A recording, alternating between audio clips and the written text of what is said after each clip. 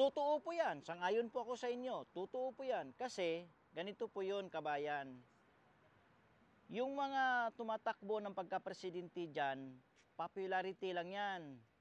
Gustong-gusto nila na yung may business card sila na nakalagay President Jonathan na ipamimigay sa mga politician, kay mayor, kay MP, ganyan. Kaya gustong-gusto nila na maging presidente sa community.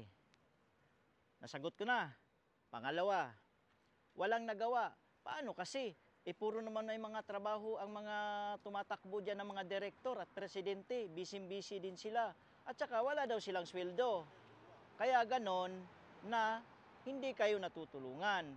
Pangatlo, tamad sila na asikasuhin yung grant para magkaroon ng ng sekretary at saka grant na isusweldo sa magbabantay dyan at sasagot kung anong problema ng community ng Pilipino sa Montreal.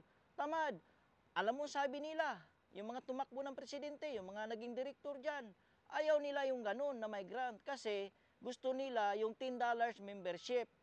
Kasi pag wala na yung $10 membership, wala nang korupsyon sa darating na eleksyon. O abangan nyo mga marites ko sa darating na eleksyon.